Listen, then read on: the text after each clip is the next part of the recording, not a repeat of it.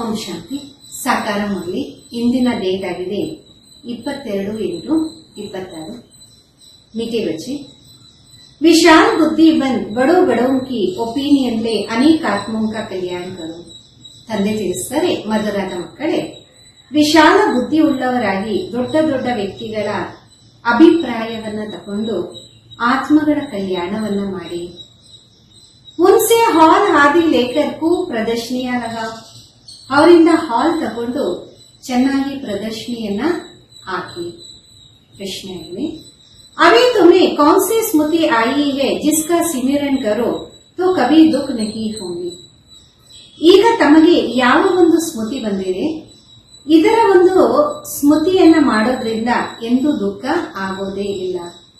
ಉತ್ತರ ಆಗಿದೆ, अभी स्मृति आई हम पूज्य राव से फिर रंक बने, अब फिर से बाबा हमें राव राजा बना रहे हैं. बाबा अभी हमें सारे विश्व का समाचार सुनाते हैं. हम वर्ल्ड की हिस्ट्री ज्योग्राफी को जानेंगे. ಈಗ ನಮಗೆ ಸ್ಮೃತಿ ಬಂದಿದೆ, ನಾವು ಪೂಜ್ಯ ರಾಜ್ಯರಾಗಿದ್ವಿ ಮತ್ತೆ ಸಾಧಾರಣ ಆಗಿದ್ವಿ. ಈಗ ಮತ್ತೆ ಬಾಬಾ ನಮ್ಮನ್ನ ರಾಜರಾಗಿ ಮಾಡ್ತಿದ್ದಾರೆ. ಬಾಬಾ ಈಗ ನಮಗೆ ಇಡೀ ವಿಶ್ವದ ಸಮಾಚಾರವನ್ನ ತಿಳಿಸಿದ್ದಾರೆ. ನಾವು ವಿಶ್ವದ ಚರಿತ್ರೆ ಭೂಗೋಳವನ್ನ ಅರಿತುಕೊಂಡಿದ್ದೀವಿ. इन्हीं स्मृतियों का सिमरन करते रहो तो कभी अपने को दुखी नहीं समझेंगे, सदा खुश रहे. ಇದೇ ಒಂದು ಸ್ಮೃತಿಯಲ್ಲಿ ಚಿಂತನೆಯಲ್ಲಿ ಇರಿ, ಆಗ ಎಂದೂ ಸಹ ದುಃಖಿಗಳು ಅಂತ ಅನ್ಕೊಳ್ಳೋದಿಲ್ಲ, ಸದಾ ಖುಷಿಯಾಗಿ ಇರ್ತೀರಾ. ಹಾಡಾಗಿದೆ, ನೈನ ಹೀನಕ್ಕೂ ರಾಹ ದಿಕ್ಕಾವೋ ಪ್ರಭು. ಕುರುಡರಿಗೆ ದಾರಿಯನ್ನ ತೋರಿಸಿ ಪ್ರಭು. ಓಂ ಶಾಂತಿ. मीठे मीठे सिक्किलरे रूहानी बच्चों ने गीत सुना.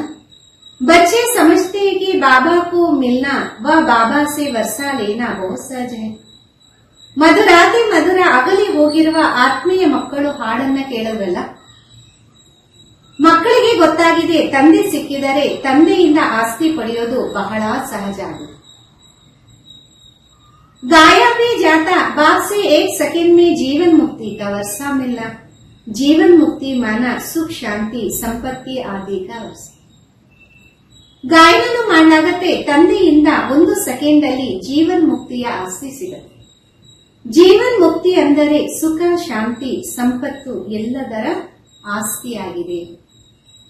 आप जीवन मुक्ति और जीवन बंधन 2 अक्षर है. बच्चे जानते इस समय भक्ति मार्ग और रावण राज के कारण सब जीवन बंधन. ಈಗ ಜೀವನ್ ಮುಕ್ತಿ ಜೀವನ ಬಂಧನ 2 ಅಕ್ಷರಗಳು. ಮಕ್ಕಳಿಗೆ ಗೊತ್ತಾಗಿದೆ, ಈ ಸಮಯ ಭಕ್ತಿ ಮಾರ್ಗದಲ್ಲಿ ರಾವಣ ರಾಜ್ಯದ ಕಾರಣ ಎಲ್ಲರೂ ಜೀವನ ಬಂಧನದಲ್ಲಿ ಇದೆ. ತಂದೆ ಬಂದು ಬಂಧನದಿಂದ ಮುಕ್ತರಾಗಿ ಮಾಡಿ ಆಸ್ತಿಯನ್ನ ನೀಡುತ್ತಾರೆ. जैसे बच्चा जन्मा माँ बाप मित्र संबंधी आदि समझ जाते वारिस पैदा हुआ. जैसे ये समझना सहज है वैसे ये भी सहज है. ಯಾವ ರೀತಿ ಮಗು ಜನ್ಮವನ್ನ ಪಡೆದಾಗ ತಂದೆ ತಾಯಿ ಮಿತ್ರ ಸಂಬಂಧಿಗಳು ಎಲ್ಲರಿಗೂ ಅರ್ಥ ಆಗುತ್ತೆ. ವಾರಿಸ್ ಅಂದರೆ ಮನೆಯ ವಾರಿಸ್ ಬಂದ, ಹಕ್ಕುದಾರ ಬಂದ ಅಂತ. ಅದೇ ರೀತಿ ಇವಾಗ ತಿಳ್ಕೊಳ್ಳೋದು ಸಹಜ ಆಗಿದೆ, ಅದೇ ರೀತಿ ಇದು ಸಹಜ ಮಾತಾಗಿದೆ. बच्चे कहते बाबा कल्प पहले मिसाल आप हमको आकर मिलते हो, बाबा से ही ಸಹಜ ವರ್ಷ ಪಾನಿ ಕಾ ರಾಸ್ತಾ ಮಿಲ್ತಾ. ಮಕ್ಕಳು ಅಂತಾರೆ, ಬಾಬಾ ಕಲ್ಪದ ಹಿಂದೆಯ ಸಮಾನ ತಾವು ಬಂದು ನಮ್ಮನ್ನ ಮಿಲನ ಮಾಡಿದಿರಿ, ತಮ್ಮಿಂದ ಸಹಜ ಆಸ್ತಿಯನ್ನ ಪಡೆಯುವ ದಾರಿ ಸಿಕ್ಕಿದೆ. ये तो अनेक जानते हैं नई सृष्टि का रचयिता भगवान है, वो हमको भटकने से बचाते हैं. ಇದು ಸಹ ಪ್ರತಿಯೊಬ್ಬರಿಗೂ ಗೊತ್ತಾಗಿದೆ, ಹೊಸ ಸೃಷ್ಟಿಯ ರಚಯಿತ ಭಗವಂತ ಆಗಿದೆ. ಅವರು ನಮ್ಮನ್ನ ಅಲಿಯೋದ್ರಿಂದ ಬಚಾವ್ ಮಾಡ್ತಾರೆ. कल भक्ति करते थे आज बाबा से सहज ज्ञान राजयोग का रास्ता मिलता है. बच्चे अपना अनुभव सुनाते, हमने बीके द्वारा सुना की 2 बाप है. ನಿನ್ನೆ ಭಕ್ತಿ ಮಾಡ್ತಿದ್ವಿ, ಇವತ್ತು ತಂದೆಯಿಂದ ಸಹಜ ಜ್ಞಾನ ರಾಜಯೋಗದ ದಾರಿ ಸಿಕ್ಕಿದೆ. ಮಕ್ಕಳು ತಮ್ಮ ಅನುಭವವನ್ನು ತಿಳಿಸ್ತಾರೆ. ನಾವು ಬೇಕೆ ಮುಖಾಂತರ ಇಬ್ಬರು ತಂದೆಯ ಬಗ್ಗೆ ಅರ್ಥ ಮಾಡ್ಕೊಂಡಿದ್ದೀವಿ. ये सिवाय तुम्हारे और कोई मुझसे कह ना सके, दो बाप है तुम्हारी हर एक बात वंडर है. ತಾವು ಬಿಟ್ಟು ಈ ಮಾತುಗಳನ್ನ ಯಾರ ಬಾಯಿಂದನೂ ಕೇಳಕ್ಕೆ ಸಾಧ್ಯ ಇಲ್ಲ. ಇಬ್ಬರು ತಂದೆ ಇದ್ದಾರೆ ಅಂತ ಪ್ರತಿಯೊಂದು ಮಾತು ಆಶ್ಚರ್ಯ ಆಗಿದೆ ಅಲ್ಲ. अभी स्मृति में आता जो यहाँ के होंगे उनको जब स्मृति में आ जाएगा. ಇವಾಗ ಸ್ಮೃತಿಯಲ್ಲಿ ಬರುತ್ತೆ, ಯಾರು ಇಲ್ಲಿನವರಾಗಿರ್ತಾರೆ ಅವರಿಗೆ ಬೇಗ ನೆನಪು ಬರುತ್ತೆ. हाँ स्मृति में आए हुए को भी माया कोई समय जोर से थप्पड़ लगाए ವಿಸ್ಮೃತಿ ಕರಾದೆ. ಸ್ಮೃತಿಯಲ್ಲಿ ಬಂದವರಿಗೂ ಸಹ ಮಾಯೆ ಕೆಲವೊಂದ್ಸಲ ಜೋರಾಗಿ ಕೆನ್ನೆಗೆ ಹೊಡೆದು ವಿಸ್ಮೃತಿಯಾಗಿ ಮಾಡಿಬಿಡುತ್ತೆ. इसमें बच्चों को बड़ा खबरदार रहना है, ಸ್ಮೃತಿ ತೋ ಬಾಬಾನೇ ದಿಲಾಯ. ಇದರಲ್ಲಿ ಮಕ್ಕಳು ಬಹಳ ಎಚ್ಚರಿಕೆಯಿಂದ ಇರಬೇಕು. ತಂದೆ ಸ್ಮೃತಿಯನ್ನ ನೀಡಿದರೆ. पवित्रता का कंकड़ में पूरा बांधना, रक्षा बंधन का रहस्य क्या है सो तो अभी तुम जानते. ಪವಿತ್ರತೆಯ ಕಂಕಣವನ್ನು ಕಟ್ಕೊಳ್ಳಿ, ರಕ್ಷಾ ಬಂಧನ ರಹಸ್ಯ ಏನು ಅದು ಸಹ ತಮಗೆ ಗೊತ್ತಿದೆ. किसने ये प्रतिज्ञा कराई काम तो महाशत्रु है. ಯಾರು ಈ ಪ್ರತಿಜ್ಞೆಯನ್ನ ಮಾಡಿಸಿದ್ರು? ಕಾಮ ಮಹಾಶತ್ರು ಆಗಿದೆ ಅಲ್ಲ. बाप कहते मेरे साथ प्रतिज्ञा करो कभी भी पतित नहीं बनूंगा और मुझे याद करते रहो तो आधा कलप के पाप जलकर खत्म हो जाए. ತಂದೆ ತಿಳಿಸ್ತಾರೆ, ನನ್ನ ಜೊತೆ ಪ್ರತಿಜ್ಞೆಯನ್ನ ಮಾಡಿ, ಎಂದು ಪತಿತರಾಗೋದೇ ಇಲ್ಲ. ನನ್ನನ್ನ ನೆನಪು ಮಾಡ್ತಾ ಇರಿ, ಆಗ ಅರ್ಧಕಲ್ಪದ ಪಾಪ ಸುಟ್ಟು ಭಸ್ಮ ಆಗತ್ತೆ. बाप गारंटी करते परंतु ये तो बच्चे समझते भी है. बाबा गारंटी करते ये तो बात ठीक है. ತಂದೆ ಗ್ಯಾರಂಟಿ ಮಾಡ್ತಾರೆ, ಇದು ಮಕ್ಕಳ ಗೊತ್ತಾಗಿದೆ. ತಂದೆ ಗ್ಯಾರಂಟಿ ಮಾಡ್ತಾರೆ, ಈ ಮಾತಂತೂ ಸರಿ ಇದೆ. सोनार गारंटी क्या करेंगे कि हमने पुराना जेवर को नया बनाएंगे, उनका तो ये काम ही है. ಚಿನ್ನದ ವ್ಯಕ್ತಿ ಏನ್ ಗ್ಯಾರಂಟಿ ಮಾಡಕ್ ಸಾಧ್ಯ? ಈ ಚಿನ್ನವನ್ನ ನಾವು ಹಳೆದು ತಕೊಂಡು ಹೊಸದ್ ಮಾಡ್ತೀವಿ ಅಂತ. ಅದಂತೂ ಅವರ ಕೆಲಸ ಅಲ್ಲ. आग में डालने से जरूर वो सच्चा सोना बन जाएगा. तो बाबा समझाते आत्मा में भी काट पड़ी है. ಬೆಂಕಿಯಲ್ಲಿ ಹಾಕಿದಾಗ ಚಿನ್ನ ಸ್ವಚ್ಛ ಆಗುತ್ತೆ. ತಂದೆನೂ ತಿಳಿಸ್ತಾರೆ, ಮಕ್ಕಳೇ ಆತ್ಮದಲ್ಲಿ ತುಕ್ಕು ಬಿದ್ದಿದೆ. कैसे सतो रजो तमो में आते ही बहुत सहज है. चित्र भी इसलिए बनाया कि इस पर सहज समझा सकते. ಯಾವ ರೀತಿ ಸತು ರಜೋ ತಮೋದಲ್ಲಿ ಬಂದ್ವಿ, ಇದು ಬಹಳ ಸಹಜ. ಚಿತ್ರಗಳು ಇದಕ್ಕೋಸ್ಕರ ಮಾಡಲಾಗಿತ್ತೆ, ಇದರ ಬಗ್ಗೆ ಸಹಜವಾಗಿ ತಿಳಿಸಕ್ಕೋಸ್ಕರ.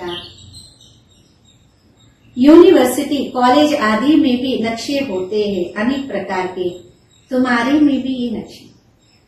ವಿಶ್ವವಿದ್ಯಾಲಯ ಕಾಲೇಜ್ ಇದರಲ್ಲಿ ನಕ್ಷೆ ಇರುತ್ತೆ, ಅನೇಕ ಪ್ರಕಾರದ್ದು. ತಮ್ಮದು ಇದು ನಕ್ಷೆಯಾಗಿದೆ. ಯಾವುದು? ಚಿತ್ರಗಳು. तुम अच्छी रीति किसको समझा सकते हो? ज्ञान सागर पति पावन बाबा ही आकर यह रास्ता बताते. ತಾವು ಬಹಳ ಚೆನ್ನಾಗಿ ತಿಳಿಸಬಹುದಾಗಿದೆ. ಜ್ಞಾನ ಸಾಗರ ಪತಿತ ಪಾವನ ತಂದೆಯೇ ಬಂದು ಈ ದಾರಿಯನ್ನ ತೋರಿಸ್ತಾರೆ. और कोई पतित को पावन बना सके नयनहीन दुखी मनुष्यನ. ಮತ್ಯಾರು ಪತಿತರನ್ನ ಪಾವನ ಮಾಡಕ್ಕಾಗಲ್ಲ, ನೇತ್ರಹೀನ ದುಃಖಿ ಮನುಷ್ಯರಾಗಿದ್ದಾರೆ. तुम बच्चे जानते हो पहले 2 युगों में दुख होता ही नहीं, ना भक्ति होती, वो है स्वर्ग. ತಮಗೆ ಗೊತ್ತಿದೆ, ಮೊದಲ 2 ಯುಗದಲ್ಲಿ ದುಃಖನೇ ಇರೋದಿಲ್ಲ, ಭಕ್ತಿನೂ ಇರೋದಿಲ್ಲ, ಅದಾಗಿದೆ ಸ್ವರ್ಗ. भारत के इस समय के मनुष्य का और भारत के प्राचीन मनुष्य का कॉन्ट्रास्ट है ना, परंतु और कोई समझते ही नहीं है.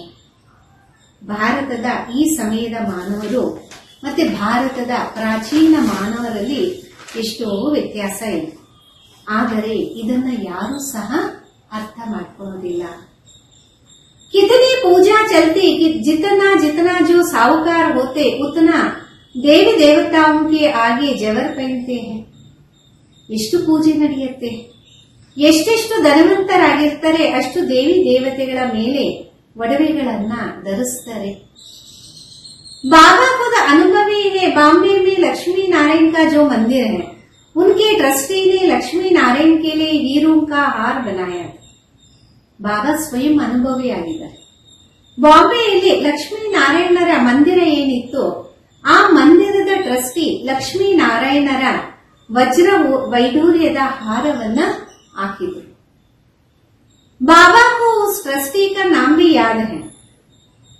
पहले शिव बाबा का मंदिर बनाया तो उसको बहुत सजाया, फिर देवताओं का बनाया तो लक्ष्मी नारायण आदि को भी कितने जेवर पहनाए.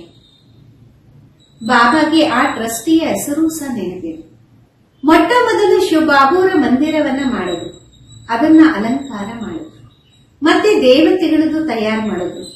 ಲಕ್ಷ್ಮೀ ನಾರಾಯಣ ಎಲ್ಲರಿಗೂ ಒಡವೆಗಳಿಂದ अलंकार ಮಾಡಿದ್ರು. उस समय कितना धन होगा, मोहम्मद गजीन कितने ऊंट भर के ले गए. भारत में कितना धन था ना, ಆ ಸಮಯದಲ್ಲಿ ಎಷ್ಟು ದನ ಇತ್ತು. ಮೊಹಮ್ಮದ್ ಗಜೀನ್ ಎಷ್ಟೊಂದು ಒಂಟೆಯನ್ನ ತುಂಬಿಸಿಕೊಂಡು ತಕೊಂಡು ಹೋದ. ಭಾರತದ ಮೇಲೆ ಎಷ್ಟೊಂದು ಸಲ ಬಂದ, ಎಷ್ಟು ದನ ತಕೊಂಡು ಹೋದ್ರು. अभी तुम यथार्थ रीति समझते हो हमारा भारत क्या था. हमारे भारत में कुबेर का ಖಜಾನಾ था. ಈಗ ತಾವು ಯಥಾರ್ಥವಾಗಿ ಅರ್ಥ ಮಾಡ್ಕೊಂತೀರ ನಮ್ಮ ಭಾರತ ಏನಾಗಿತ್ತು. ನಮ್ಮ ಭಾರತದಲ್ಲಿ ಕುಬೇರನ ಖಜಾನೆನೇ ಇತ್ತು. हीरे जवाहरातों के मंदिर बनाते थे, अभी वो चीज है ही नहीं, सब लूट कर ले गए. अभी तो क्या हालत हुआ है.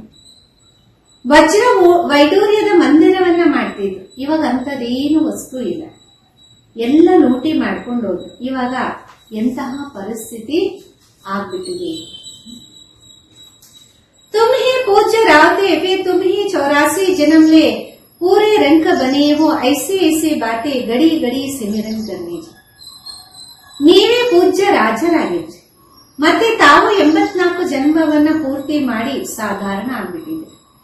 ಇಂತಹ ಮಾತುಗಳನ್ನ ಗಡಿ ಗಡಿ ಚಿಂತನೆ ಮಾಡಬೇಕಲ್ಲ. तो फिर कभी भी तुम अपने को दुखी नहीं समझेंगे, दिल में सिमरन करते रहेंगे, हम बाबा से क्या ले रहे. ಆಗ ತಾವು ಎಂದೂ ಸಹ ದುಃಖಿಗಳಾಗೋದೇ ಇಲ್ಲ. ಹೃದಯದಲ್ಲಿ ಸ್ಮೃತಿ ಮಾಡ್ತಾ ಇರ್ತೀರಾ, ನಾವು ತಂದೆಯಿಂದ ಏನ್ ಪಡಿತಾ ಇದ್ದೀವಿ.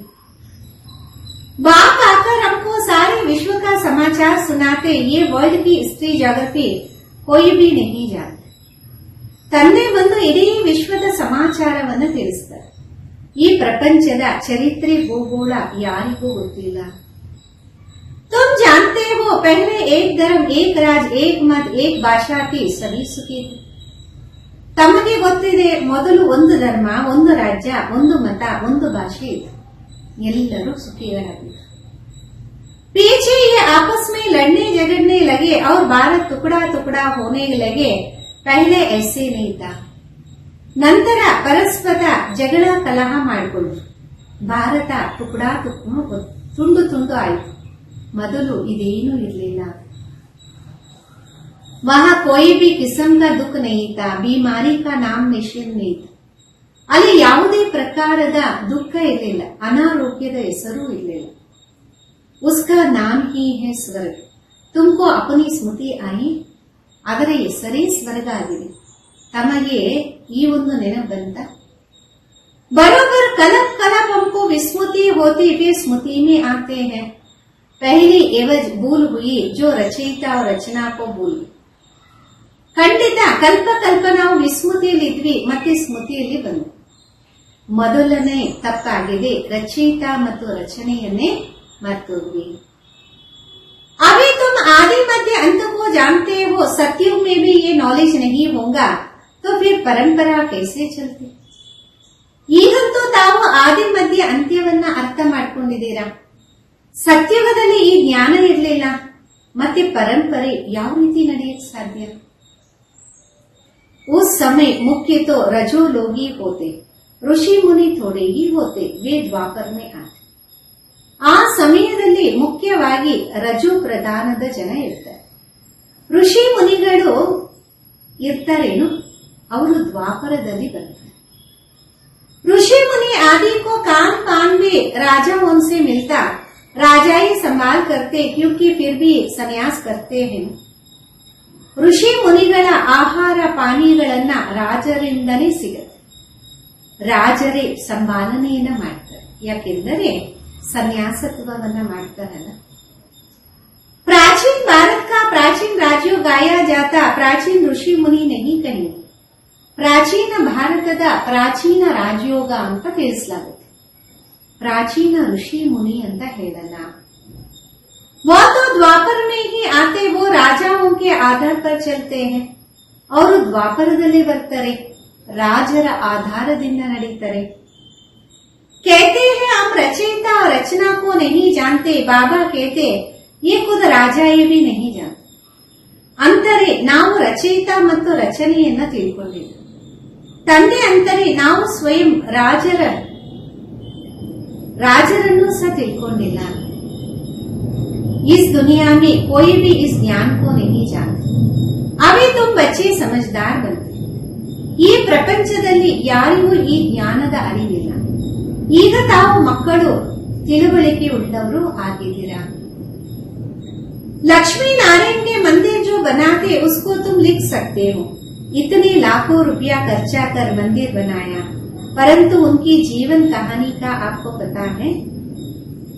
ಲಕ್ಷ್ಮೀ ನಾರಾಯಣ ಮಂದಿರವನ್ನ ಯಾರು ಮಾಡ್ತಾರೆ ಅವ್ರಿಗೆ ತಾವು ಬರೀಬಹುದು. ಇಷ್ಟೊಂದು ಲಕ್ಷಾಂತರ ರೂಪಾಯಿ ಖರ್ಚನ್ನ ಮಾಡಿ ಮಂದಿರ ಮಾಡಿದ್ದೀರಾ, ಇವರ ಜೀವನ ಚರಿತ್ರೆ ತಮಗೆ ಗೊತ್ತಿದೆಯೇ? इन्होंने राज्य कैसे पाया, फिर कहाँ चले गए, अभी कहाँ है, हम आपको सब राज बताए. ಇವರು ರಾಜ್ಯ ಯಾವ ರೀತಿ ಪಡೆದ್ರು, ಎಲ್ಲಿಗೆ ಹೋದ್ರು, ಈಗ ಎಲ್ಲಿದ್ದಾರೆ, ಇವೆಲ್ಲ ರಹಸ್ಯವನ್ನ ನಾವು ತಮಗೆ ತಿಳಿಸ್ಕೊಡ್ತೀವಿ. ऐसा उनको लिख सकते हो. तुम बच्चे तो हर एक की जीवन कहानी को जानते हो, तो क्यों नहीं लिखना चाहिए? ಈ ರೀತಿ ತಾವು ಬರೀಬಹುದು. ತಾವು ಮಕ್ಕಳು ಪ್ರತಿಯೊಬ್ಬರ ಜೀವನ ಕಥೆಯನ್ನು ತಿಳ್ಕೊಂಡಿದ್ದೀರಾ, ಅಂದಮೇಲೆ ಯಾಕೆ ಬರೀಬಾರ್ದು? हमको टाइम दो तो हम एक एक की जीवन कहानी बताए. शिव के मंदिर जो बनाते हैं उनकी भी तुम लिख सकते हो. ನಮಗೆ ಸಮಯ ಕೊಡಿ, ಒಬ್ಬೊಬ್ಬರ ಜೀವನ ಕಥೆಯನ್ನ ತಿಳಿಸ್ತೀವಿ.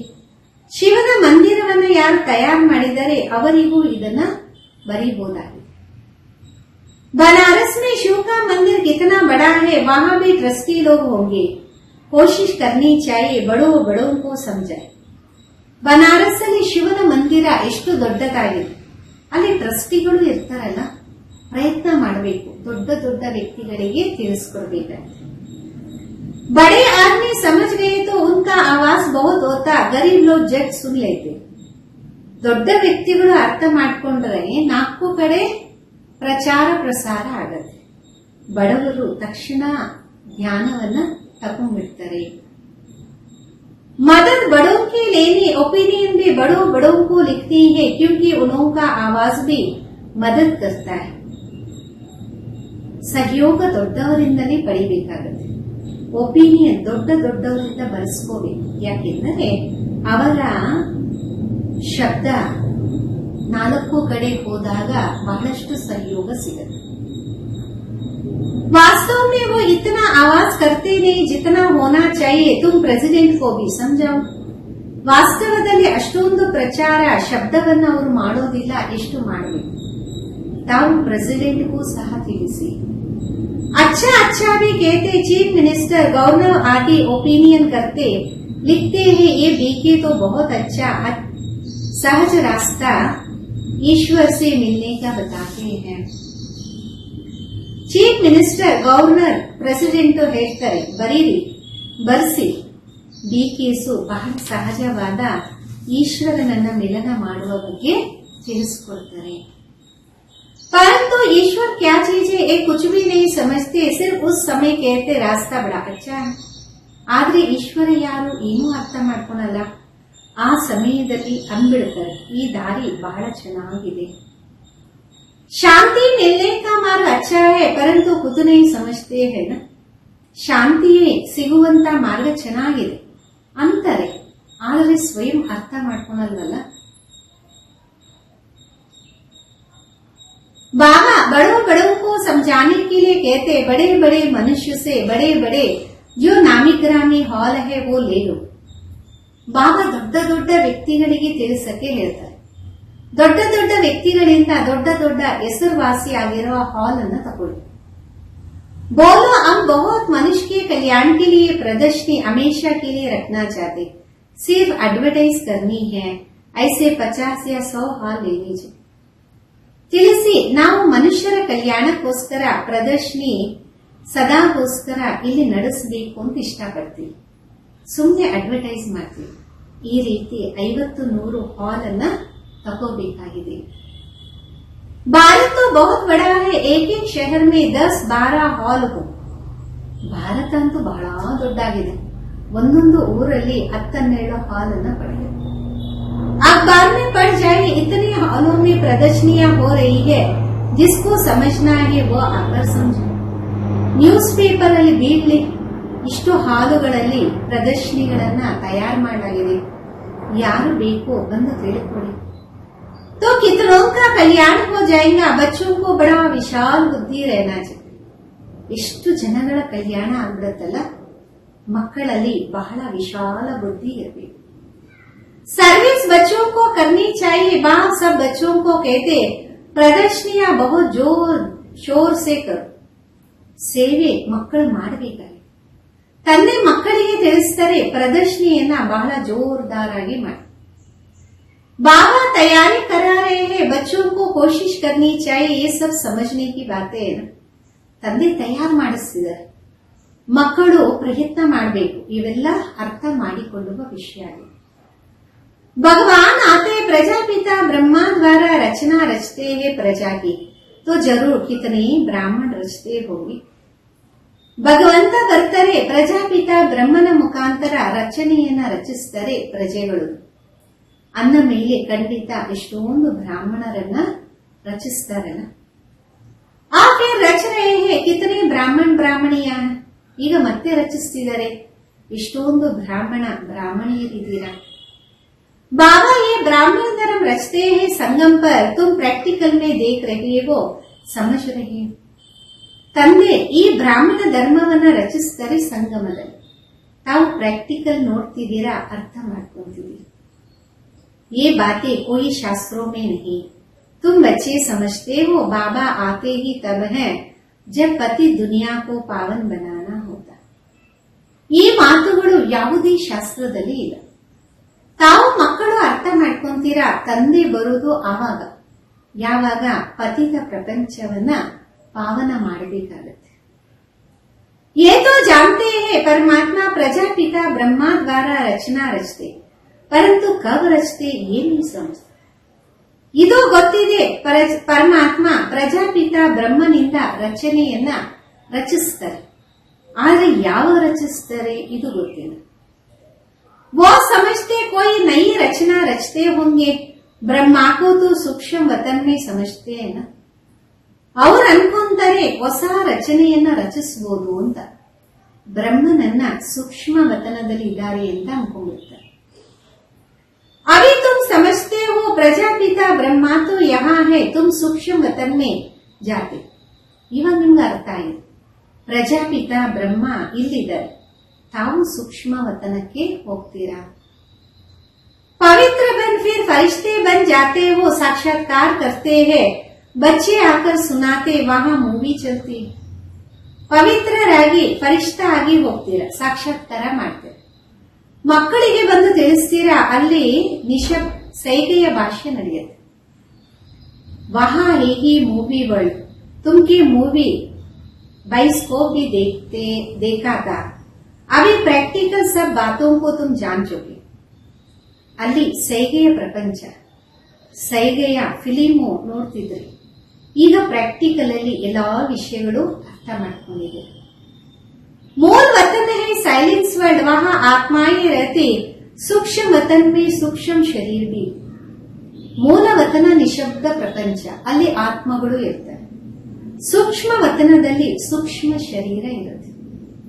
तो जरूर कुछ भाषा भी होंगी, तुम बच्चों की बुद्धि में है, हम आत्मों का स्थान शांति धाम है, फिर है सूक्ष्म वतन. ಖಂಡಿತ ಅಲ್ಲಿ ಭಾಷೆನೂ ಇರಬಹುದು.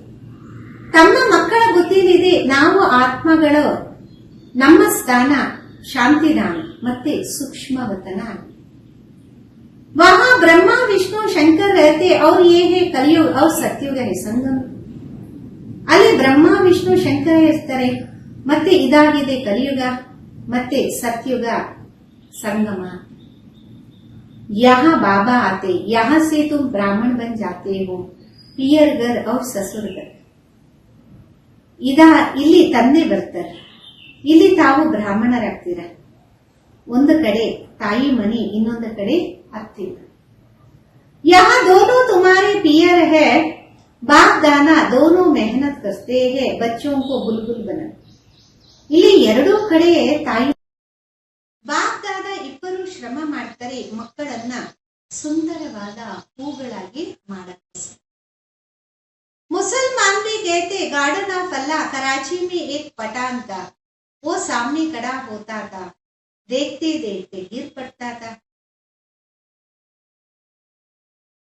ಮುಸಲ್ಮಾನು ಅಂತಾರೆ ಭಗವಂತನ ಹೂತೋಟ. ಕರಾಚಿಯಲ್ಲಿ ಒಬ್ಬ ವ್ಯಕ್ತಿ ಇದ್ದ. ಆತ ಎದುರಲ್ಲಿ ಬಂದು ನಿಂತ್ಕೊಂತಿದ್ದ. ನೋಡ್ತಿದ್ದಂಗೆ ಬಿದ್ದೋಗ್ತಿದ್ದ. पूछा जाता था तो कहता था हम खुदा के बगीचे में गया, खुदा ने फूल दिया. अब मुसलमान भी कहते हैं गार्डन ऑफ अल्लाह. कराची में एक पठान था, वो सामने खड़ा हो जाता. ಮುಸಲ್ಮಾನು ಅಂದರೆ ಭಗವಂತನ ಹೂತೋಟ. ಕರಾಚಿಯಲ್ಲಿ ಒಬ್ಬ ಪಠಾನ್ ಅಂತ ವ್ಯಕ್ತಿ ಇದ್ದ. ಆತ ಎದುರಲ್ಲಿ ಬಂದು ನಿಂತಿದ್ದ. देखते देखते गिर पड़ता था, पूछा जाता था तो कहता था हम खुदा के बगीचे में गया, खुदा ने फूल दी. ನೋಡ್ತಿದ್ದಂಗೆ ಬಿದ್ದೋಗ್ತಿದ್ದ. ಕೇಳಿದಾಗ ಅಂತಿದ್ದ, ನಾನು ಭಗವಂತನ ಹೂ ತೋಟಕ್ಕೆ ಹೋದೆ, ಭಗವಂತ ಹೂವನ್ನ ಕೊಟ್ರು. अब उसको ध्यान तो था नहीं, अभी तुम समझते हो बगीचा किसको कहा जाता. ಈಗ ಆತನಿಗೆ ಧ್ಯಾನ ಅಂತೂ ಇರಲಿಲ್ಲ. ತಾವಂತೂ ಅರ್ಥ ಮಾಡ್ಕೊಂತೀರಾ ಹೂ ತೋಟ ಅಂತ ಯಾವುದಕ್ಕೆ ಹೇಳಲಾಗುತ್ತೆ. ये है कांटों का जंगल, वो है फूलों का बगीचा, तुम्हारी बुद्धि में सारा ज्ञान है. ಅದಾಗಿದೆ ಮುಳ್ಳಿನ ಕಾಡು, ಇದಾಗಿದೆ ಹೂಗಳ ತೋಟ. ನಿಮ್ಮ ಬುದ್ಧಿಯಲ್ಲಿ ಇಡೀ ರಹಸ್ಯ ಇದೆ ಅಲ್ಲ. ಸತ್ಯುಗ್ ಕ್ಯಾ ಹೈ, ಕಲಿಯುಗ್ ಕ್ಯಾ ಹೈ, ತುಮಕೋ ಬಹುತ್ ಖುಷಿ ಹೋನಿ ಚಾಹಿಯೆ. ಸತ್ಯುಗ ಅಂದ್ರೆ ಏನು, ಕಲಿಯುಗ ಅಂದ್ರೆ ಏನು, ತಮ್ಮ ಬುದ್ಧಿಯಲ್ಲಿ ಇಡೀ ಜ್ಞಾನದ ಖುಷಿ ಇರಬೇಕು. सारा चक्र तुम्हारी बुद्धि में है, विस्तार तो इनका बहुत है, तुम्हारी बुद्धि में कितना शॉर्ट में बैठा. ಇಡೀ ಚಕ್ರ ನಿಮ್ಮ ಬುದ್ಧಿಯಲ್ಲಿದೆ, ವಿಸ್ತಾರದಲ್ಲಿ ಬಹಳಷ್ಟು ಇದೆ. ತಮ್ಮ ಬುದ್ಧಿಯಲ್ಲಿ ಶಾರ್ಟ್ ಅಲ್ಲಿ ಕೂತಿರಬಹುದು.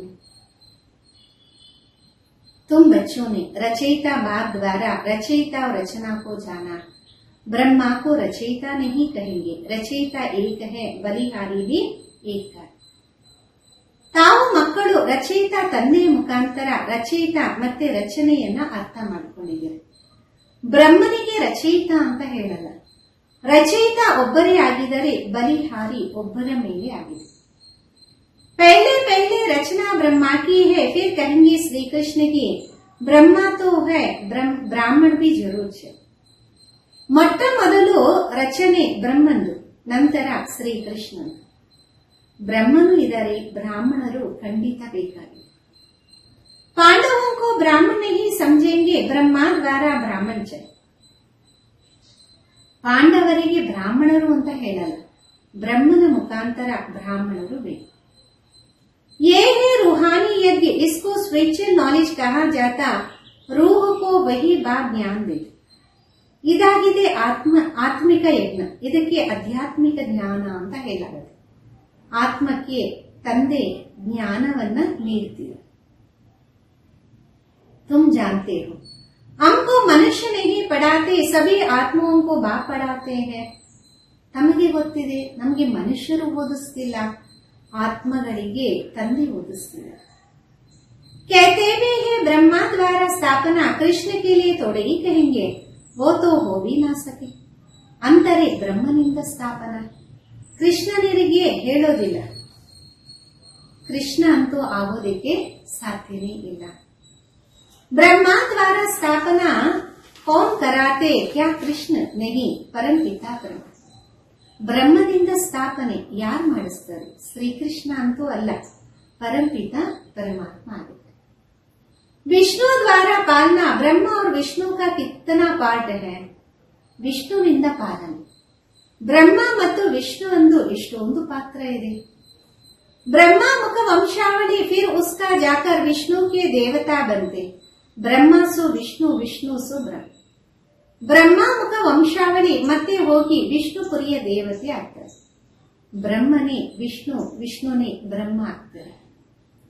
ये भी बच्चों को समझाया, ब्रह्मा सो विष्णु बनने में 1 सेकेंड, विष्णु सो ब्रह्मा बनने में 84 जन्म. कितना ವಂಡರ್ಫುಲ್ ಬಾತೆ है.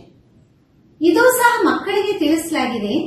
ಬ್ರಹ್ಮನಿಂದ ವಿಷ್ಣು ಆಗಕ್ಕೆ 1 ಸೆಕೆಂಡ್, ವಿಷ್ಣುವಿಂದ ಬ್ರಹ್ಮನಾಗಕ್ಕೆ 84 ಜನ್ಮ. ಎಷ್ಟು ಆಶ್ಚರ್ಯವಾದ ಮಾತುಗಳಲ್ಲ. कोई भी समझ ना सके ये है बेहद की बात. ಯಾರು ಅರ್ಥ ಮಾಡ್ಕೊಳಲ್ಲ. ಇದು ಅನಂತವಾದ ಮಾತುಗಳಾಗಿದೆ. बेहद के बाप से बेहद की पढ़ाई पढ़ बेहद का राज्य लेना, सृष्टि चक्र को समझ. ಅನಂತವಾದ ತಂದೆಯಿಂದ ಅನಂತ್ಯವಾದ ವಿದ್ಯೆಯನ್ನ ಓದಿ ಅನಂತವಾದ ರಾಜ್ಯವನ್ನ ಪಡೆಯಿರಿ. ಸೃಷ್ಟಿ ಚಕ್ರವನ್ನ ಅರ್ಥ ಮಾಡಿಕೊಳ್ಳಿ. ಆತ್ಮ ಹಿ ಜಾನ್ತಿ ಶರೀರ ದ್ವಾರ, ಐಸೆ ನಹಿ ಶರೀರ ನಾಲೆಜ್ ಲೇತಾ ಆತ್ಮ ದ್ವಾರ. ಆತ್ಮನಿಗೆ ಗೊತ್ತಾಗತ್ತೆ ಶರೀರದ ಮುಖಾಂತರ.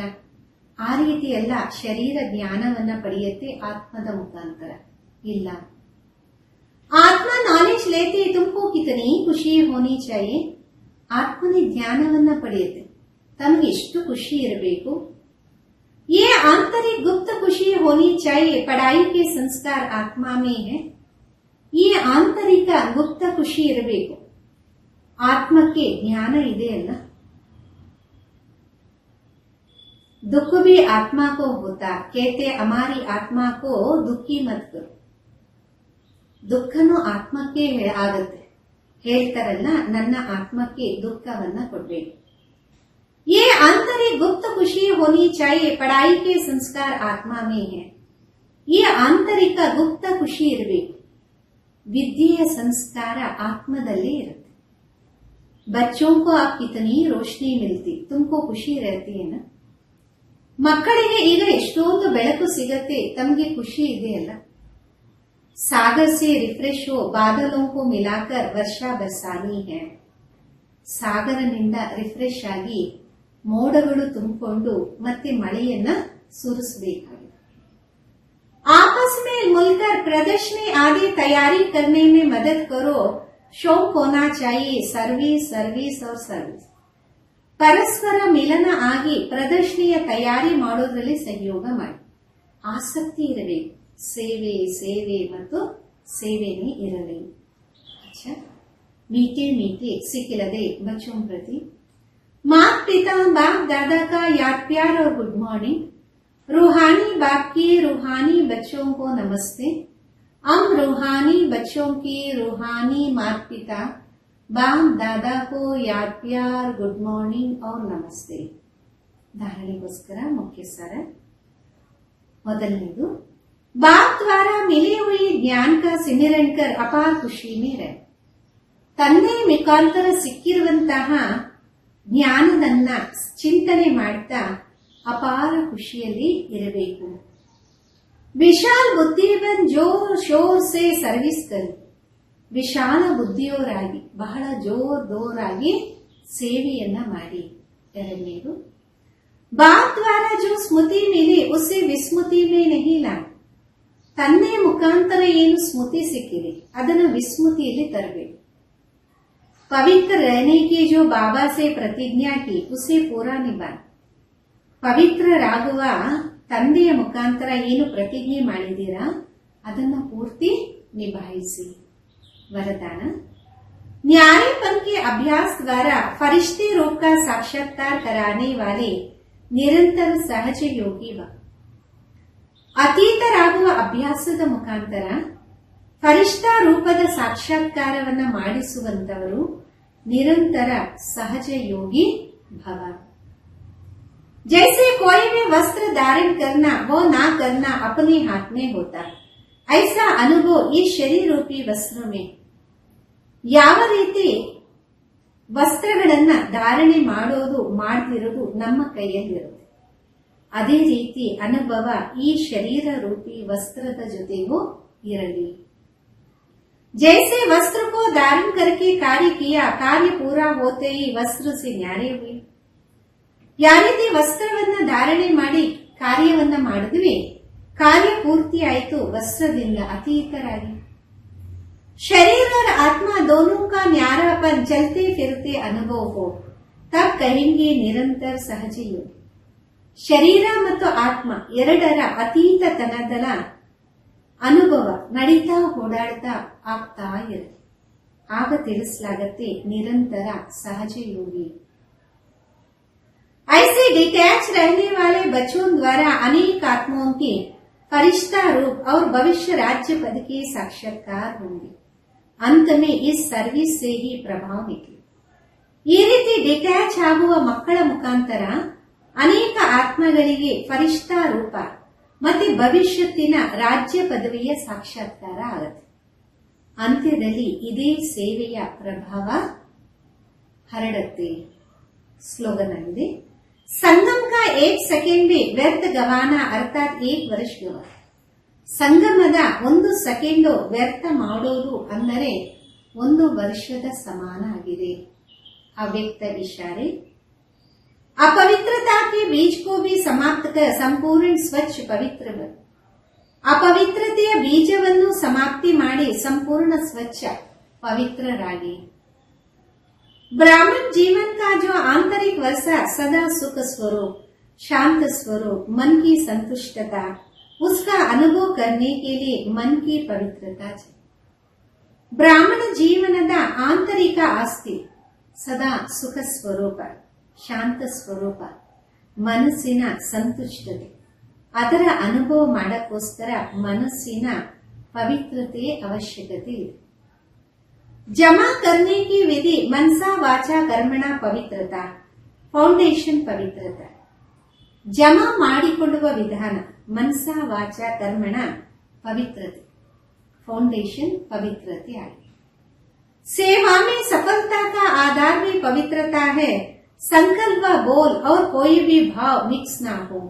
भाव में भी पवित्रता, भावना में भी पवित्र. ಸೇವೆಯಲ್ಲಿ ಸಫಲತೆಯ ಆಧಾರ ಪವಿತ್ರತೆ ಆಗಿದೆ. ಸಂಕಲ್ಪ ಅಥವಾ ಮಾತಿನಲ್ಲಿ ಯಾವುದೇ ಭಾವ ಮಿಕ್ಸ್ ಇರಬಾರದು. ಭಾವದಲ್ಲೂ ಪವಿತ್ರತೆ, ಭಾವನೆಯಲ್ಲೂ ಪವಿತ್ರತೆನೇ ಇರಲಿ. ಓಂ ಶಾಂತಿ.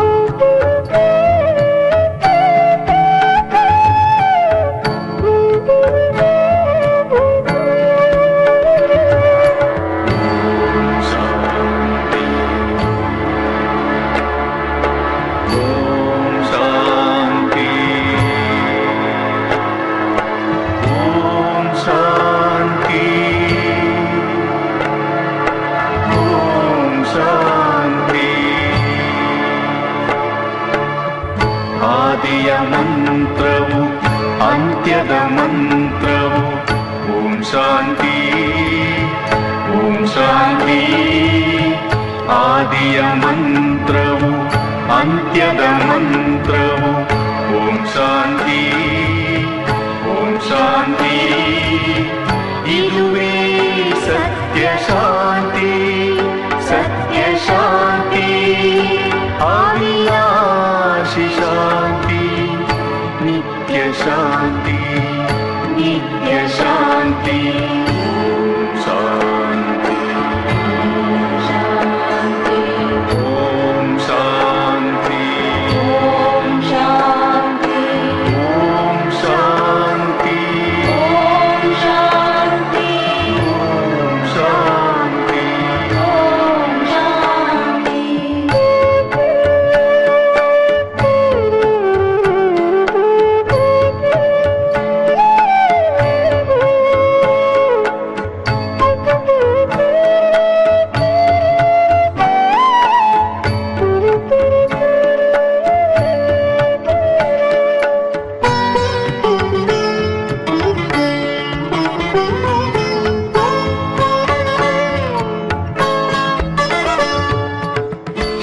ಶಾಂತಿಯ ವರವ ಪಡೆಯಲು ಅರಸುತ್ತ ಬಂದೆ.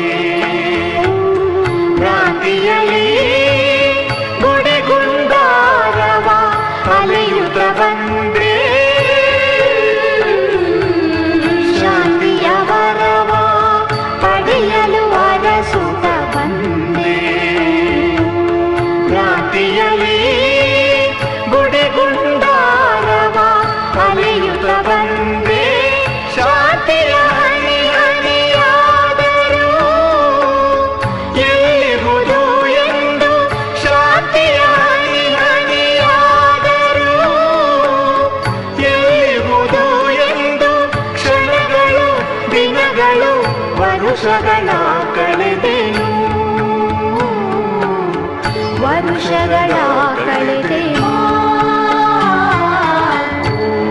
ಶಾಂತಿ ಶಾಂತಿ ಓಂ ಶಾಂತಿ ಓಂ ಶಾಂತಿ ಓಂ ಶಾಂತಿ ಓಂ ಶಾಂತಿ ಓಂ ಶಾಂತಿ ಓಂ ಶಾಂತಿ. ಆದಿಯ ಮಂತ್ರವು ಅಂತ್ಯದ ಮಂತ್ರವು ಓಂ ಶಾಂತಿ ಓಂ ಶಾಂತಿ.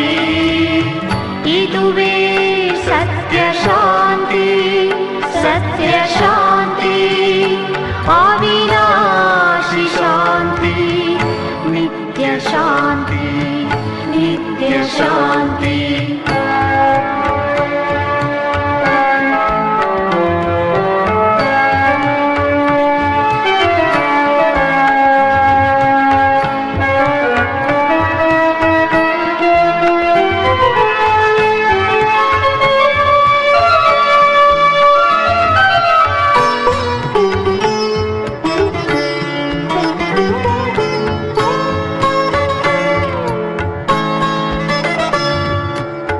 ಪರಿಶ್ರಮದ ಫಲವೇ ಶಿವ ಬಾಬಾ ನಿನ್ನ ಪಡೆದೆ.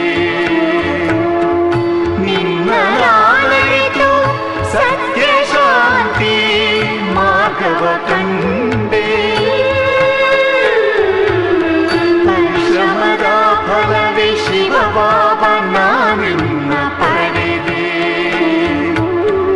ನಿನ್ನ ಅರಿತು ಸತ್ಯ ಶಾಂತಿ ಮಾರ್ಗವ ಕಂಡೆ. ನನ್ನ ಸ್ವಧರ್ಮ ಸ್ವಧಾಮ ಶಾಂತಿ ಎಂದರಿತೆ. ನನ್ನ ಸ್ವಧರ್ಮ ಸ್ವಧಾಮ ಶಾಂತಿ ಎಂದರಿತೆ. ಆಹಾ ದೊರಕಿತು ಪರಮ ಶಾಂತಿ ನನಗೆ. ಅಪೂರ್ವ ಶಾಂತಿ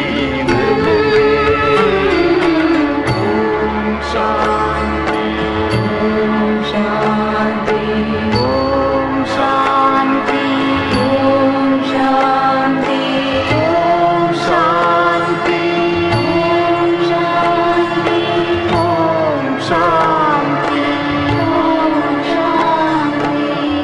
ಆದಿಯ ಮಂತ್ರವು ಅಂತ್ಯದ ಮಂತ್ರವು ಓಂ ಶಾಂತಿ ಓಂ ಶಾಂತಿ. ಇದುವೇ ಸತ್ಯ ಶಾಂತಿ ಸತ್ಯ ಶಾಂತಿ. ಅವಿನಾಶಿ ಶಾಂತಿ ನಿತ್ಯ ಶಾಂತಿ ನಿತ್ಯ ಶಾಂತಿ. ಓಂ ಶಾಂತಿ ಓಂ ಶಾಂತಿ ಓಂ ಶಾಂತಿ ಓಂ ಶಾಂತಿ ಓಂ ಶಾಂತಿ ಓಂ ಶಾಂತಿ.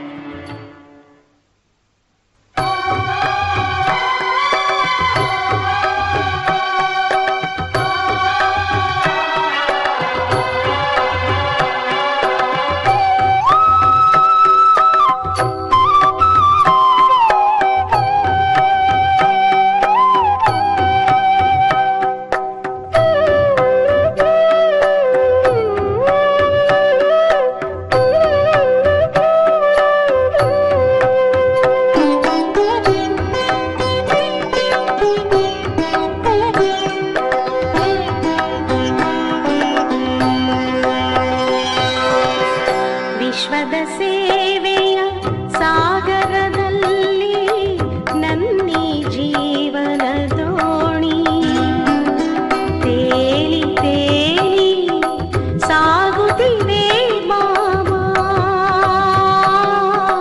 ಸಾಗುತ್ತಿದೆ ಬಾಬಾ. ವಿಶ್ವದ ಸೇವೆಯ ಸಾಗರದಲ್ಲಿ ನನ್ನಿ ಜೀವನ ದೋಣಿ ತೇಲಿ ತೇಲಿ ಸಾಗುತ್ತಿದೆ ಬಾಬಾ, ಸಾಗುತ್ತಿದೆ ಬಾಬಾ.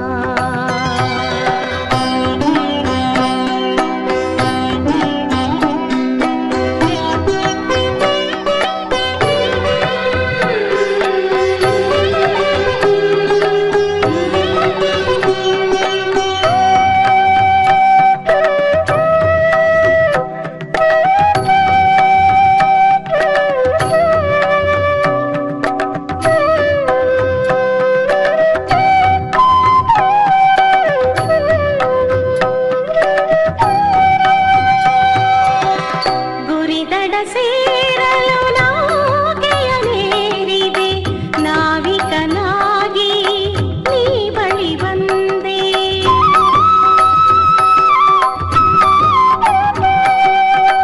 ಗುರಿದಡ ಸೇರಲು ನಾಗೆಯನೇರಿದೆ, ನಾವಿಕನಾಗಿ ನೀ ಬಳಿ ಬಂದೆ.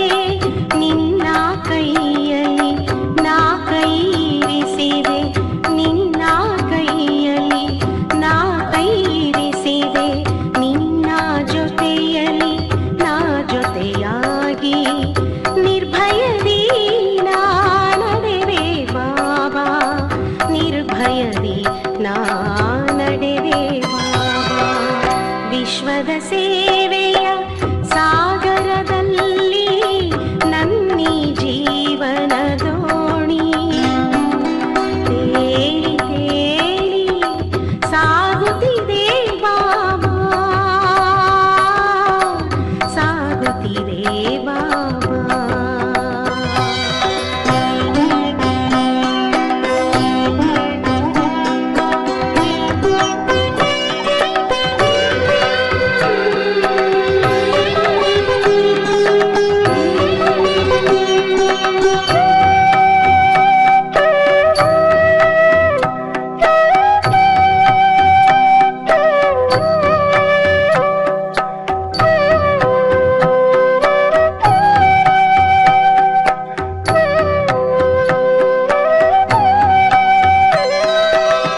ಮಾಯೆಯ ಅಲೆಗಳು ವಿಧ ವಿಧ ಬರಲಿ, ಭಯ ಬಿರುಗಾಳಿ ಸಾವಿರ ತರಲಿ.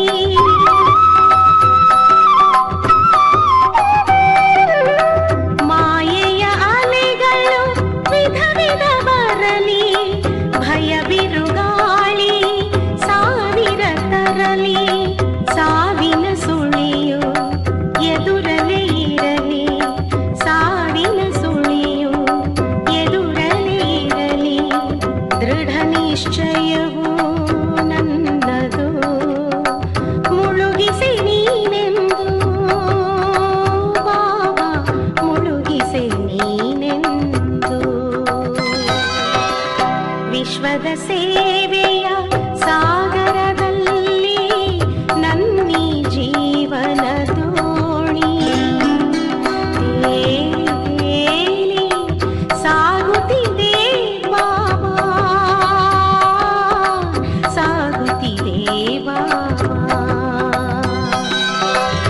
ವಿಶ್ವದ ಸೇವೆಯ ಸಾಗರದಲ್ಲಿ ನನ್ನಿ ಜೀವನ ದೋಣಿ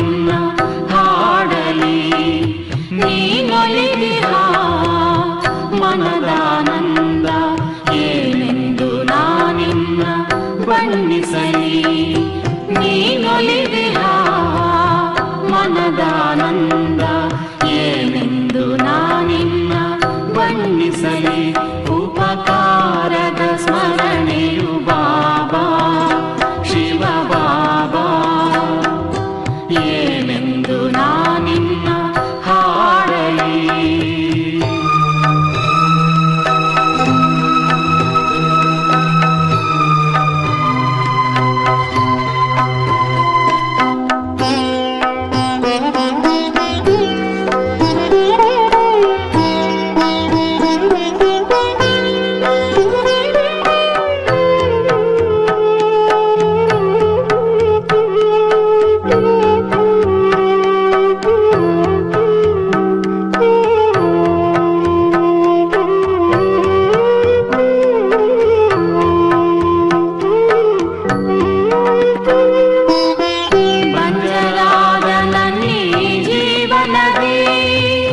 ಹಸಿರು ಚೇತನವಾಗಿ ಬಂದೆ ಬಂಜರಾದ ನನ್ನಿ ಜೀವನದಿ ಹಸಿರು ಚೇತನವಾಗಿ ಬಂದೆ ಮುದುಡಿ ಹೋದ ಮನದಿ ನೂತನ ವಸಂತ